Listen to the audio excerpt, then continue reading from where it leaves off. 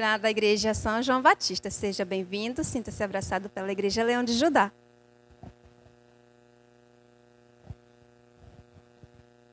Boa noite.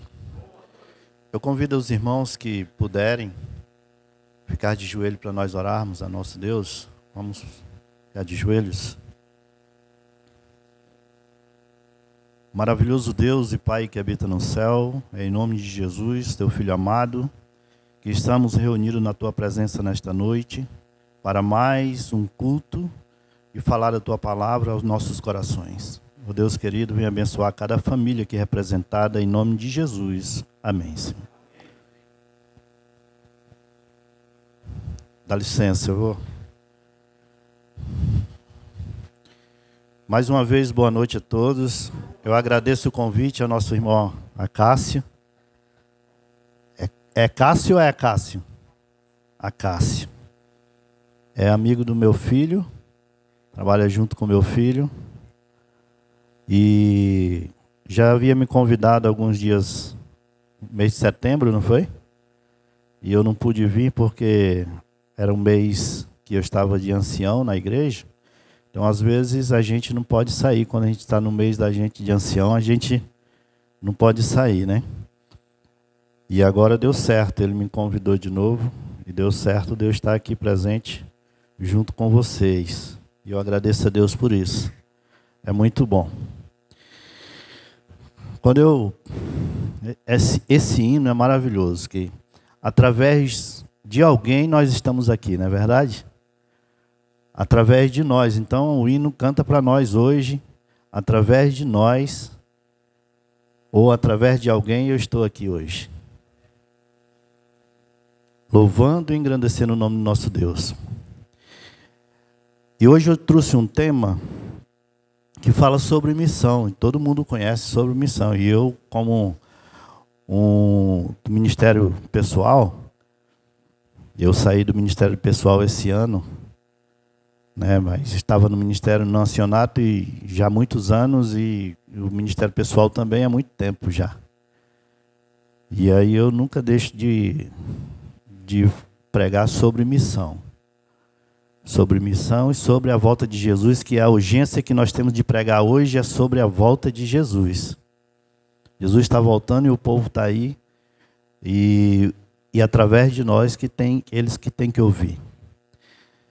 Irmãos, alguém levou a mensagem para você aí, né? Alguém levou a mensagem para você estar aqui hoje. E a minha história não foi diferente. Em 1990, tem alguns dias. Eu acredito que tem pessoas aqui que ainda não eram nem nascidas em 1990, né? 1990 eu estava tirando uma terra. Quem conhece aqui os Calderita? Já ouviu falar dos Calderita? Os primeiros habitantes lá dos Calderita foram eu e minha família. E mais alguns amigos. E eu cresci ouvindo a palavra de Deus, porque meu pai era um homem de Deus. Nós morávamos em Rio Branco e nós se mudamos para cá eu apenas com 14 anos. E meu pai era da Igreja Batista e meu pai sempre me levava para a igreja. Os outros irmãos não iam, mas eu sempre ia mais o meu pai. E quando nós se mudamos para cá, eu com 14 anos, comecei a andar nas ruas e comecei a praticar coisas que hoje em dia eu me envergonho até de falar. Porque a gente, quando é jovem, a gente acha que pode fazer tudo. Quando é jovem, a gente acha que os nossos pais são nossos inimigos. Né? Os jovens, os pais dão um conselho e ele acha que aquele conselho de o pai é careta, não tem nada a ver com isso. Então a minha vida era essa, de aos 14 anos viver à noite, trabalhar à noite e fazer coisas que desagradavam a Deus. Mas com 16 anos, olha só, como eu era tão jovem, e hoje eu estou aqui porque Deus Deus teve misericórdia de mim. Com 16 anos eu arrumei uma namorada e engravidei essa namorada e eu tenho um filho com essa namorada, com essa menina que eu não conheço. Olha, com 16 anos, hoje eu tenho 55 anos. Então você imagina mais ou menos quantos anos tem esse homem. Eu já vi ele em fotos, tudo, mas nunca tive contato. Com 18 anos eu me casei. Me casei e tive mais... Me casei não, me ajuntei com uma mulher e tive mais 2 filhos. Separei dela e tive outra mulher e hoje estou casado com ela. Eu tenho 5 filhos, 6 filhos e 10 netos. Eu tenho 10 netos, 55 anos.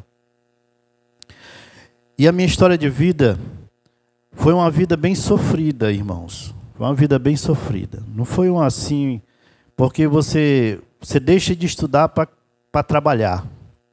E aí, a gente trabalhando, a gente não consegue estudar. E quem não consegue estudar não tem muitas coisas na vida, a não ser aquilo que Deus dá para ele com bastante batalha. Porque jovens, vocês têm que estudar. Se vocês quiserem ter algum propósito na vida, estude. Estude, porque somente Deus pode dar a você aquilo que você precisa, através de seus estudos, do seu trabalho. E eu tirando no ano de 90, nós tiramos uma terra lá no Escalderita, e nesses anos de 14, 15, 16, 17 anos, eu conheci uma família, e essa família era uma família adventista do 7º dia. Essa família do adventista do 7º dia, eu era muito amigo, a gente trabalhava com os filhos dele, e hoje os filhos são tudo bem de vida. E eu trabalhava e a gente se tratava como irmãos e de cunhado, a gente se tratava como um cunhado, um do outro. E nós nunca namoramos uma irmã do outro. Mas hoje, até hoje, nós somos cunhados. E essa família, irmão, e eu lá no sítio, tiramos a terra, derrubamos no machado naquela época.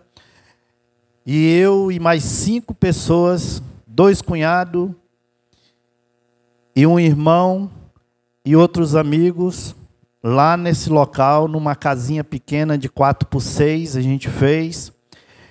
E ali, essa família de adventista também tinha um lote lá em cima, mais em cima no Rio Jamari. E eles resolveram dar estudo para nós. Era aqueles 5 homens dentro de uma casa ímpio,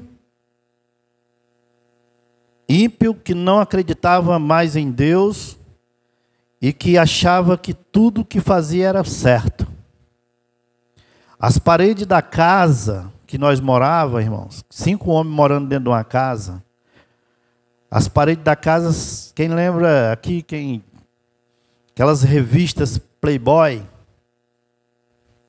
o irmão lembra, as paredes da casa eram tudo revestidas daquelas páginas daquelas revistas. E esse casal, o irmão Leonardo e a irmã Clarice, resolveram dar estudo para nós. E aí, nós vamos abrir a Bíblia aqui, no livro de Mateus, capítulo 28. E aí é onde eu identifico esse casal com esse verso. Livro de Mateus, capítulo 28.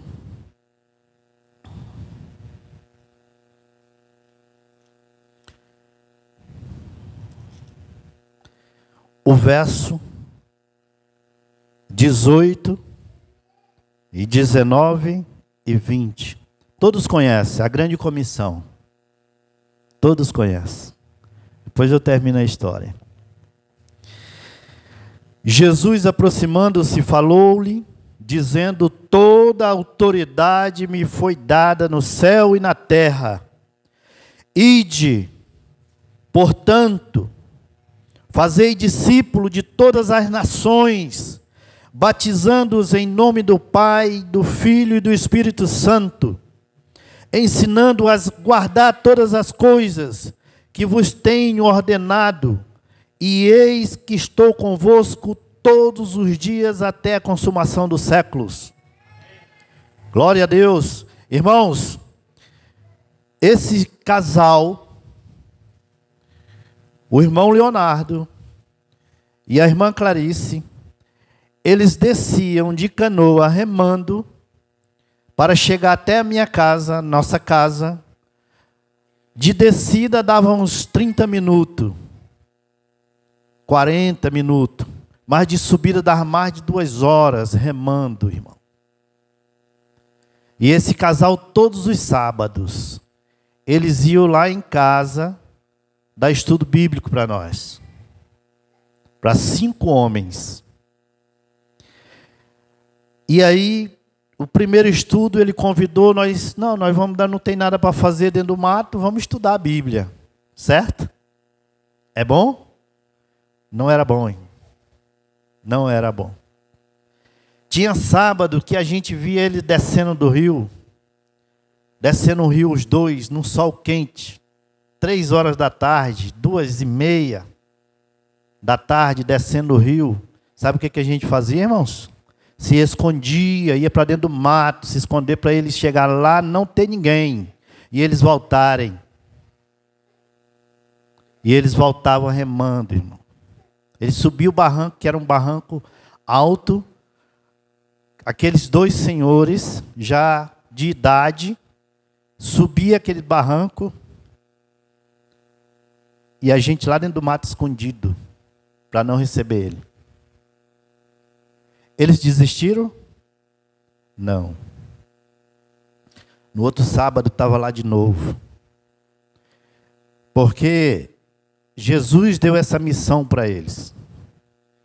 No outro sábado ele estava lá de novo. E quando a gente via, fazia o quê? Se escondia.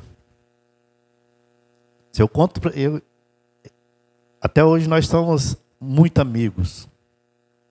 Eu sou como um filho para eles. Eu sou filho deles. Através da palavra de Deus, eu sou filho dele. E a gente se escondia, ele subia de novo, chamava, ninguém respondia. Quando eles iam embora, a gente aparecia e tinha vezes que ele chegava de surpresa. Não tinha como se esconder. Quando ele chegava de surpresa, pegava todo mundo e disse, agora nós vamos estudar a Bíblia. Aí vai lá estudar a Bíblia. Vamos estudar a Bíblia. Sabe quantos se batizou?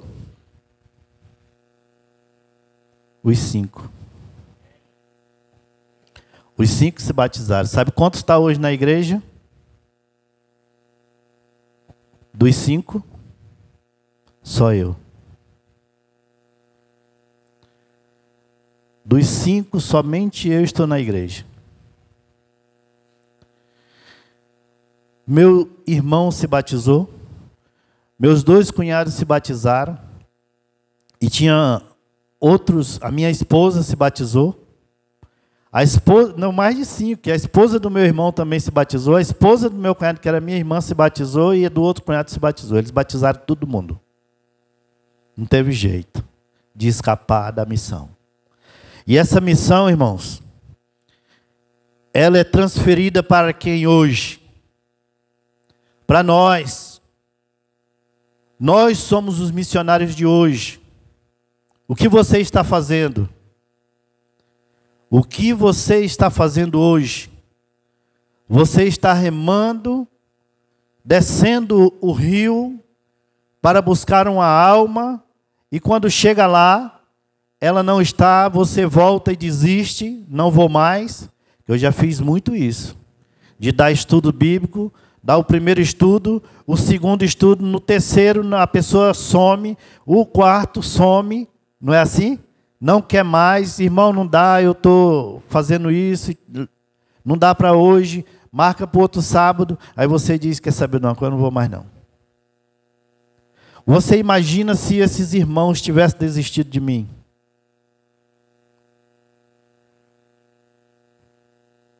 eu estaria aqui hoje? Não, eu não estaria aqui hoje.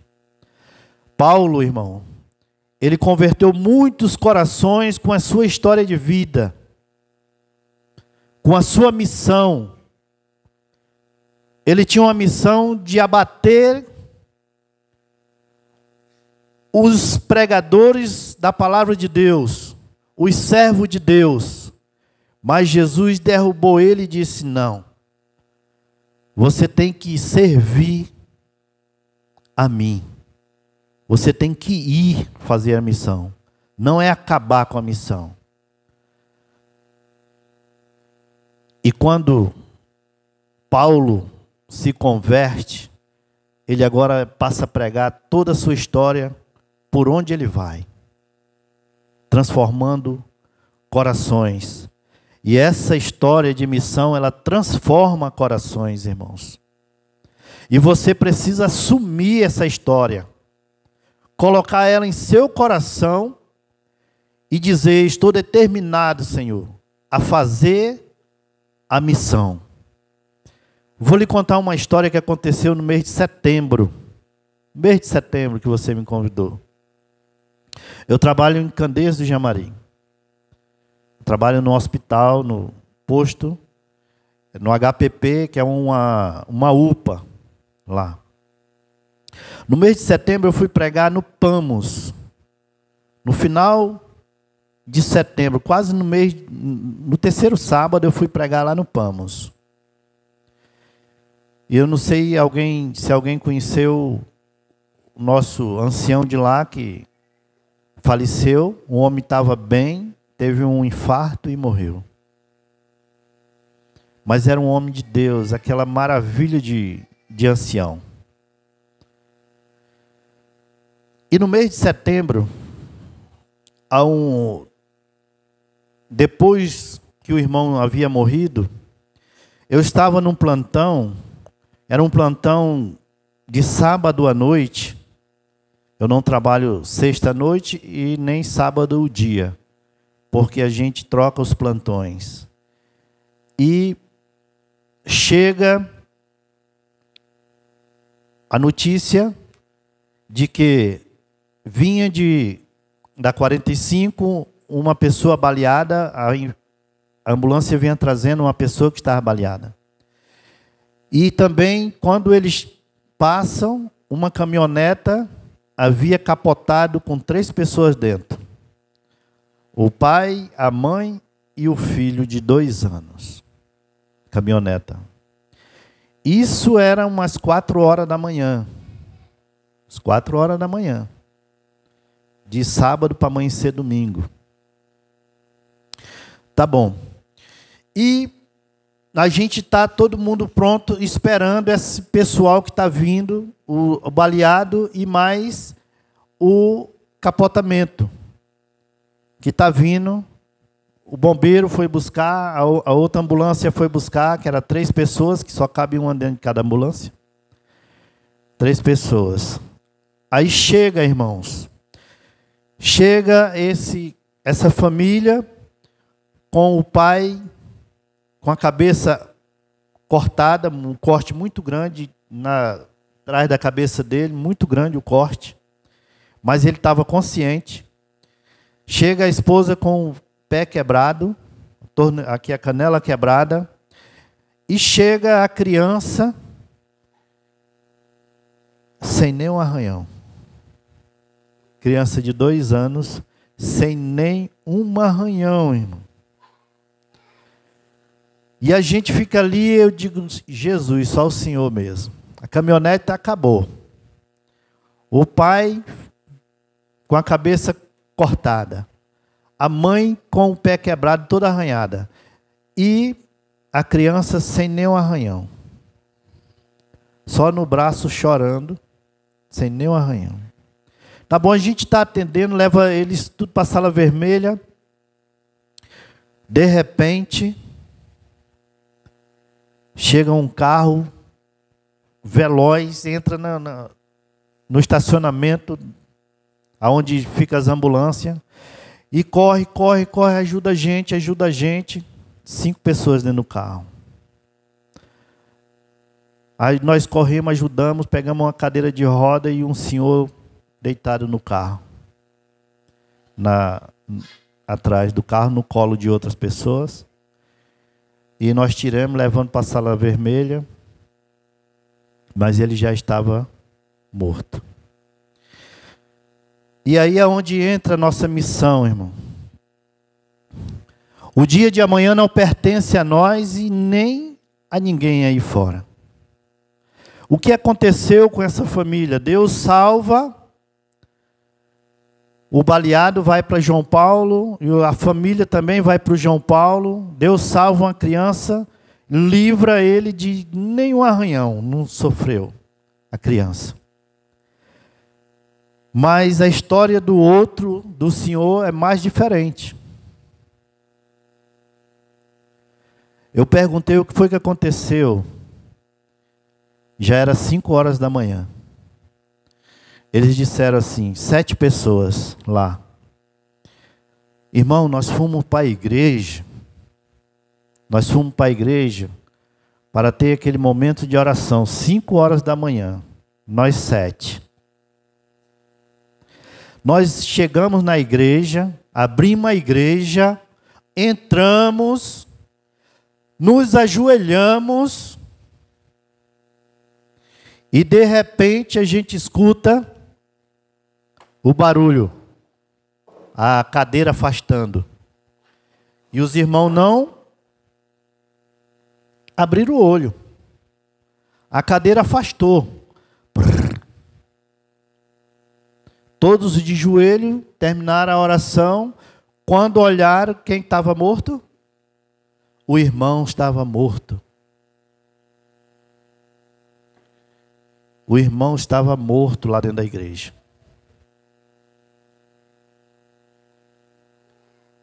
Ele não era da igreja adventista, era a igreja pentecostal.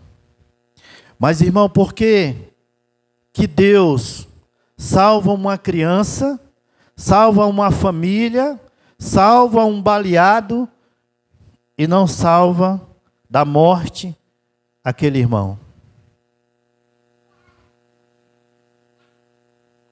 O dia de amanhã, irmãos, não pertence a nós. Nós temos que levar essa mensagem de salvação hoje.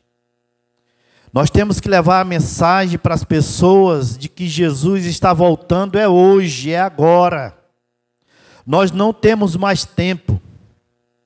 E para completar, contar outra para vocês. Semana passada, eu fui visitar um amigo que a gente cresceu jovem junto e ele já tinha uns 50 anos, eu acho. Ele era mais novo do que eu. E ele, nessa vida, ele passou a ser um alcoólatra. Passou a ser um alcoólatra. O pai, alcoólatra.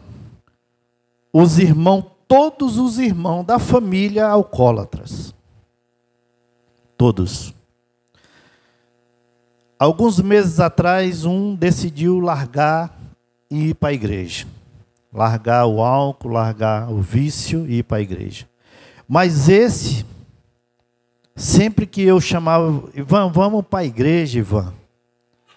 Não, depois eu vou. Mas bêbado que às vezes não conseguia subir a ladeira para chegar em casa, caía antes, bêbado. E essa semana que passou, que hoje é domingo, né? Não, foi quarta-feira da semana passada. Ele estava tão mal em casa, e eu cheguei para ele, fui visitar ele, e falei para ele, Ivan, você está vivendo os seus últimos dias da sua vida. E ele disse, eu sei. Os últimos dias de tua vida tu está vivendo, Ivan. Tu só tem uma chance agora. Aceitar Jesus como teu Salvador. É essa tua única chance que tu tem de herdar a vida eterna. se não aceitar, não tem chance de herdar. E agora, você crê que Jesus Cristo é o teu único e suficiente Salvador? Você crê, Ivan? Eu creio. Ele disse, eu creio. Você crê que Jesus vai te salvar e Ele é o único que pode te salvar, Ele é o único que pode te ressuscitar? Eu creio. Você aceita Jesus como seu Salvador agora? Aceito. E vamos orar. E oremos. Quando eu terminei de orar, irmãos, o SAMU chega e leva ele para o Semetron. Na hora, terminei de orar, a irmã dele disse, o SAMU chegou. Na quarta-feira, o SAMU chegou e levou ele. E ele morreu ontem. Foi sepultado hoje. E no seu velório, lá, a irmã disse para mim, a irmã dele, que eles são todos católicos. Disse, Romildo, fala alguma coisa aí para nós. Fala alguma coisa para nós aí. Tem alguma palavra de conforto para dar? E eu falei que a chance que o Ivan teve, ele aproveitou. Ele aproveitou a chance que ele tinha. Somente Jesus sabe agora qual é o destino dele. Mas eu creio que a chance que ele teve, ele não ia na igreja. A gente chamava, ele não ia. Mas nesse dia ele aceitou Jesus. E eu falei, o Ivan hoje, abra sua Bíblia em 1 Tessalonicenses capítulo 4.